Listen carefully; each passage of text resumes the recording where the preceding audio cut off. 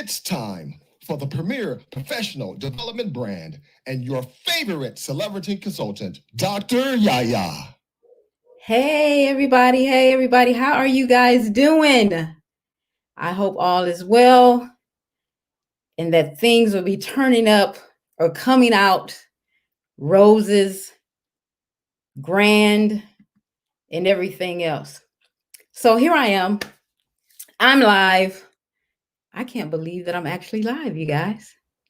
This is amazing. But it's your good Judy. It's your girlfriend. It's your auntie. And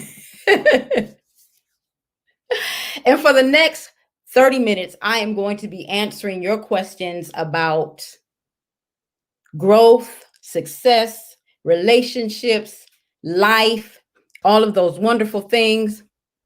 And I'm certainly looking forward to it. I am so looking forward to it. How you doing, Nikita? Thank you for joining this live stream. I certainly appreciate it. And if you have any questions and comments, anything that you want me to answer, I will certainly do that. Okay, I will certainly do that. And so I'm going to take an opportunity and just let everybody come in and just, this is a safe space to do what you need to do, get acquainted with each other. We're going to be here for a while. We're here every Monday, Wednesday, and Friday for 30 minutes, you guys, just for you, just for those questions. Just for you, how you doing, Big Hill? Just for you to come in and say, you know what, Dr. YaYa, I was having this issue in this particular relationship, and I just want to be able to talk about it or ask your opinion about it or just see what you have to say about it. And so that's why I've developed this platform. This is the whole reason why this platform was developed, just to give you that space and that place for personal development. Now, a lot of people, we hear these words, personal development, all the time. And a lot of times people don't understand what that means. But personal development just simply means, how you doing, sis? What's going on? So what personal development really means is that you just want to change something about yourself. That's all. Anytime you say, I'm going to go on a diet, that's personal development. When you say, I want to read more, that's personal development. Anything that you desire to change is personal development. One of the questions that I received on AskDrYaYa.com was, what does it take to really change your life? And the first thing you have to remember is that changing your life is a lifelong process. That's what it is. It's a lifelong process. You just don't wake up one day and say, you know what, I'm going to change the way I view things today and expect to carry that through the next 20 years. That's not how it happens. The person who is 20 is not expected to be the same way by the time that they get 40. But a lot of times we get stuck because we don't know how to grow. We don't know where to start. We don't know how to really be effective in the change that we want. So when we consider that, let's think about this. Personal development, and you might want to write these down. Personal development in these areas: mental, physical, social, spiritual, and emotional.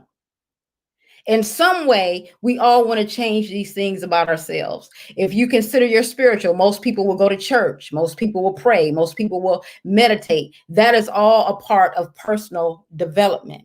When we consider the physical, people go to the gym. They may lift weights. They may run. That is all a part of personal development. Then there's social development, how we deal with other people, how we respond to other people. We all have a desire to do better in how we deal with people.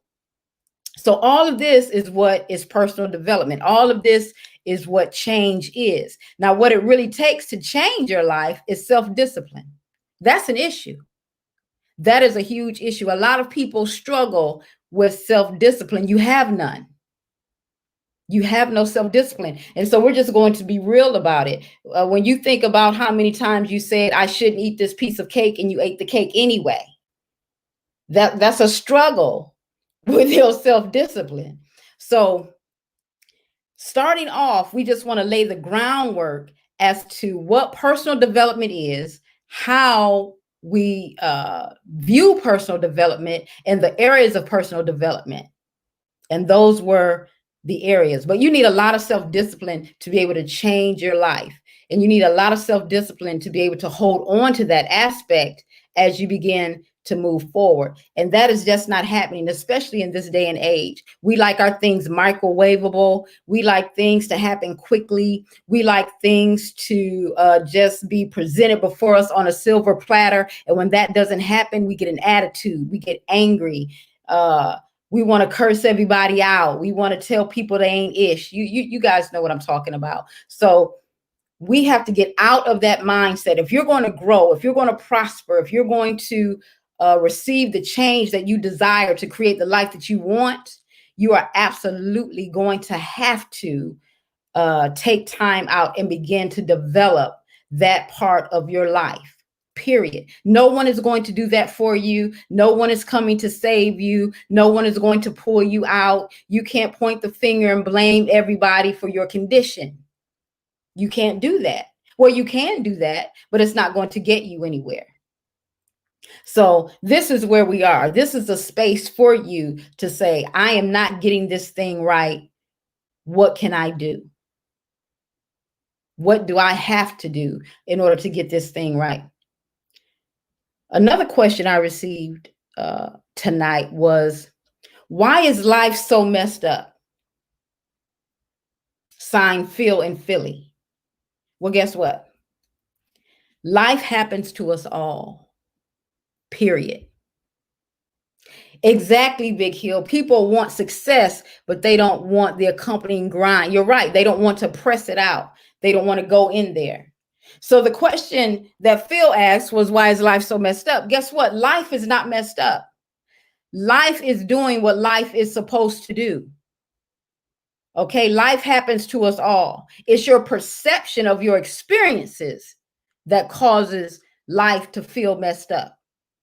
Because at some point, it's the thought that you have behind the experience that you just gained that makes you feel like, man, I can't believe this. I can't believe that this happened to me. This is messed up. So when we consider that perception, what comes next? When you have a messed up perception about life, you usually compare it to somebody else's life. So now you have this standard. You're judging yourself by another man's standard, by saying, oh my gosh, I wish my life was like theirs. So in your mind, that's why you have this perception that life is messed up. But it's not life. It's your perception of your experiences that allow you to think like that.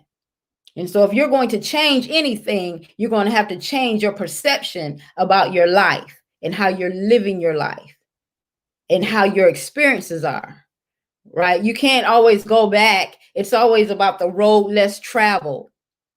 So here you've been dealt this hand. So you either play your hand or you throw your hand in. That's your choice. But life is going to be what it is. Life is going to be what it is. And so it's not messed up. It's your perception of your experiences that cause it to be messed up. Okay, I have a question in the room.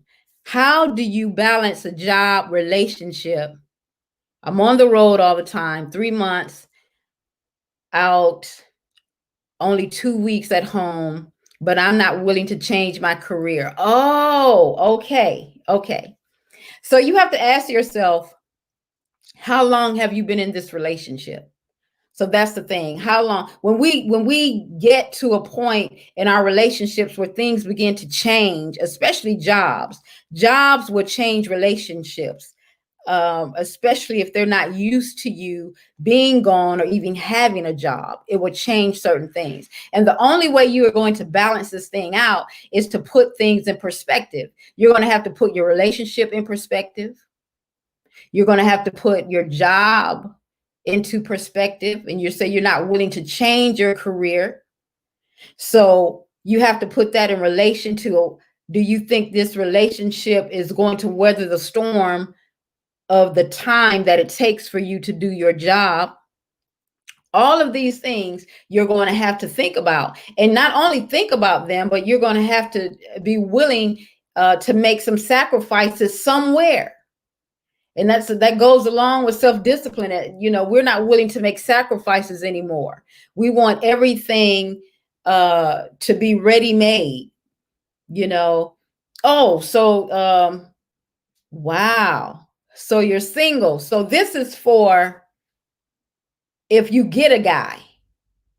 So this is good right here for you right now. This is very good for you. And the reason why is because you have this ability to say, this is who I am. This is a job that I have. This is what it entails. Are you willing to accept that or not? Are you willing to accept that I'm out on my job for 3 months and I'm only home for 2 weeks at a time? Is this something that is doable and workable for you? So this is good for you. You're in your position is good. Your position is good because you have this option now of saying, okay, I'm laying the cards out on the table. Everyone doesn't have that particular option. You know, when people are already in relationships and things change.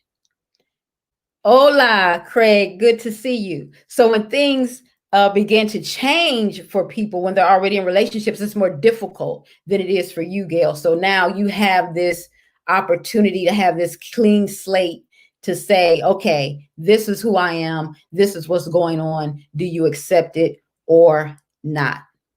So that's very good. You're in a very good position. So the next question, you know, and this is really not a question. This is probably more of a comment, more so than anything that I really want to share. When you consider changing your life for the better, everything should be for change in and of itself should be for the better. You have to make sure that you're doing it for you.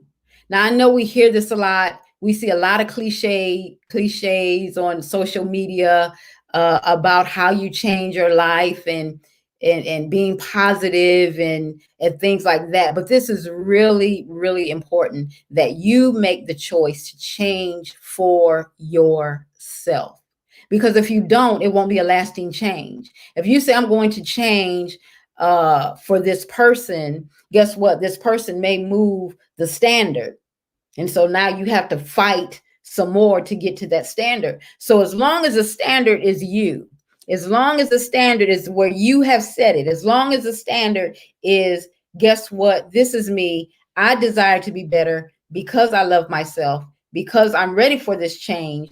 Then and only then will it have a lasting hold. Because if you don't do that, it won't stick. It won't hold. Nothing is going to be concrete. You won't have that foundation to build upon. And that's what you need. Anytime you're thinking about your personal development, you're going to have a solid foundation. And that does not come with trying to validate yourself with other people's opinions. That's not how that happens. That's not what is supposed to happen. You're supposed to start with the foundation that I am doing this for me, and this is why I desire to do it. And there are benefits of wanting to change. There are certain benefits that you get from personal development. You understand that most people who go to church are developing themselves spiritually. And along with that, there are certain things that they decide to do, whether it be reading their holy scriptures, whether it be prayer and meditation. They do that. There are certain things that people do and that they understand that must be done in order to grow into the person that they desire to be. But here's the thing that kind of messes us up. And I discussed these 5 areas of development earlier. What messes you up is this. Just because you develop yourself physically doesn't mean you're developed emotionally. Just because you're developed emotionally doesn't mean that you're developed spiritually. You must work on these things on an individual level. These are some things to work on an individual level. It is very healthy to just stay single. It is very healthy in the fact that you have to have enough self-awareness to say, okay, I'm not ready for a relationship right now. So yes, it's very healthy to stay single. So when we're getting back to what I was saying, when we're developing ourselves, just because you develop in one area doesn't mean that you're developed in those other areas. And sometimes we want to develop in one area so much so that we forget that there are other aspects of our lives. We begin to forget those things. We forget that, oh, wait a minute, I'm just not the physical. I'm just not the one working out at the gym. I'm just not that, but I have some emotions that I have to deal with. I have some things over here that I haven't yet dealt with. And just because, you say I'm growing spiritually doesn't mean you're growing emotionally. I know a lot of angry religious folk. I'm just being real. I know you cut them off on the highway and they'll curse you out. So just because you're developing and growing in one area doesn't mean that everything is okay in every other area. So when you consider your personal development and your growth and your change, you have to consider all areas of your life. And this is where you take how do I want to say this? This is where you look at thinking about self-improvement. This is where you really look at yourself. This is where you have self-reflection. This is where you say, I have to be honest with who I am. I find that most people who have difficulty with being honest with themselves, it's because of the fact that they know they have to be accountable and responsible for their development. People get angry when you tell them the truth about themselves because then they have to be held accountable for who they are. So I can very well tell you that, guess what? I think you yell at everybody, you curse everyone out. There may be an issue with anger. And then you turn around and tell me and curse me out. Oh, you're wrong, YaYa. You ain't ish. And I can't believe you said that. That's because you don't want to deal with the issue at hand. And so that's something that you really have to look at. And that's a hard thing to do. That thing is hard when you have to look at yourself in the mirror and say, oh my goodness, am I this messed up? My goodness, am I really like that? I can't believe it. Now, so, we don't have people telling us, ringing that little bell and saying, look, I'm going to need you to get your life together. People are not doing that. People are not really saying that. What they are saying are things that are critical. They're saying things that are hurtful. They're saying things that are mean, but they're not really saying, hey, I want you to take a step back and really think about how you're reacting to other people. That's social development. That is social development.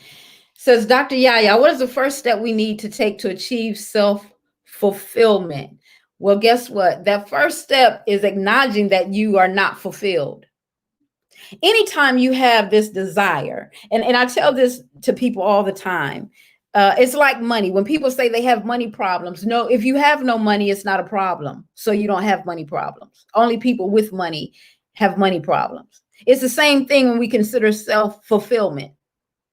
The first thing I have to acknowledge is that I am not fulfilled.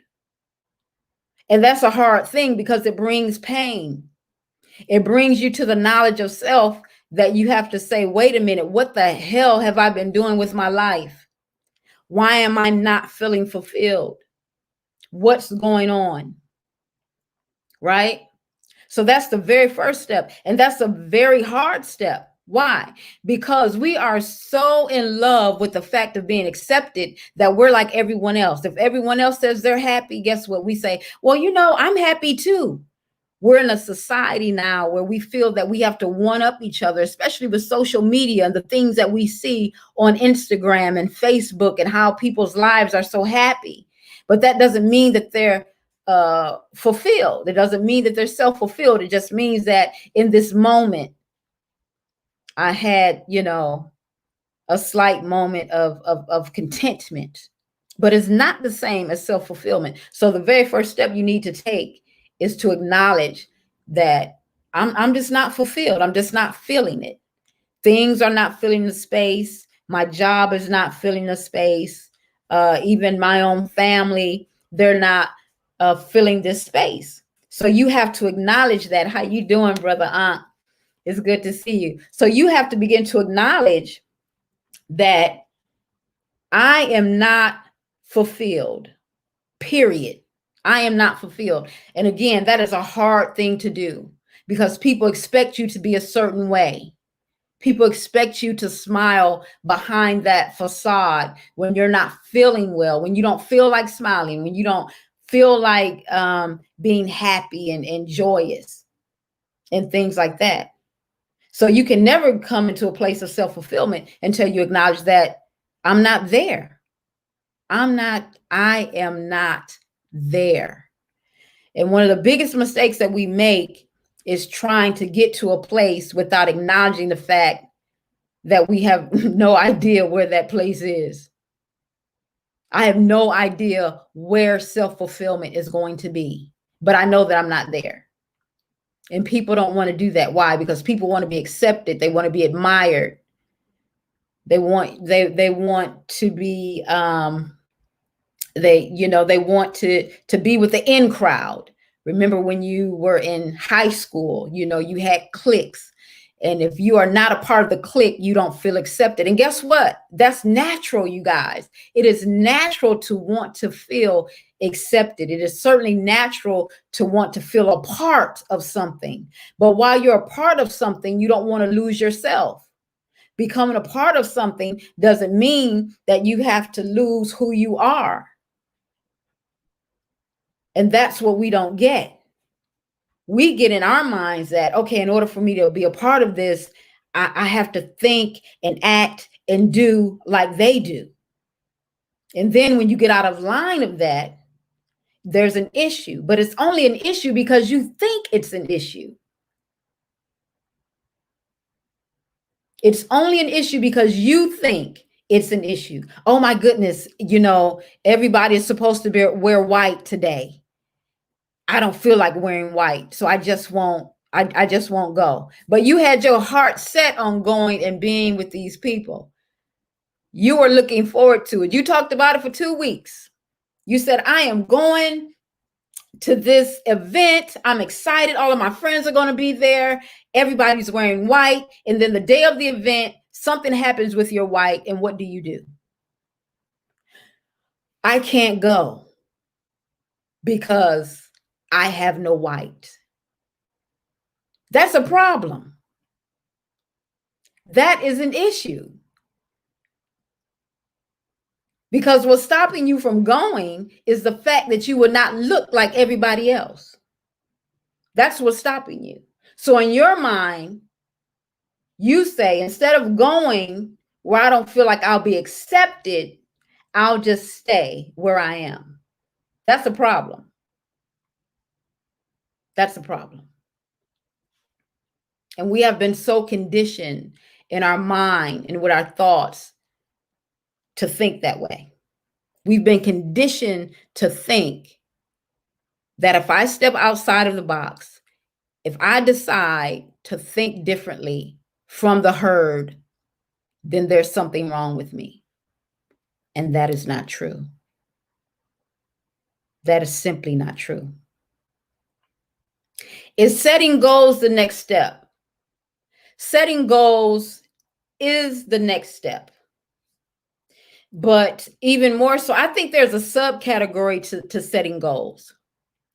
There's a subcategory to that. And that comes before you can set a goal, you have to ask yourself questions. You have to ask yourself questions like, where do I want to go? What is my desire? to where do I want to be? First, you want to do some short-term goals with these questions. Where do I want to be in a month? Most people like to stretch it out and say, oh, where our short-term goal is, where do I want to be in 6 months? No. For some people, your mind, your thoughts can't race that far ahead because you have been thinking so negatively for so long that you have to do some things in 30-day stages. That you have to say, wait a minute, I've been thinking like this. A lot of people understand that 90% of your thoughts are negative. So you're going to have to retrain how you think when you consider goals. And that's why when people don't do that, they set a goal and it's not accomplished in that time, they feel like failures. And then they give up on their goals. They give up on their dreams. They give up on what they have a desire to do. Because they have not asked themselves a few questions like, where do I want to be? What happens if I don't achieve it? No one ever asked that question. No one ever asked that question. When you get right down to goals, no one ever asked the question, what if I don't hit my mark when I'm supposed to? And that is a very good question to ask. That's one of the first questions you should ask when you start to set a goal. This is where I want to be in 6 months. But if I'm not there, then what? What do I do then? When you begin to do that, you understand that you're giving yourself some time to take note of what you should have done and what you could have done.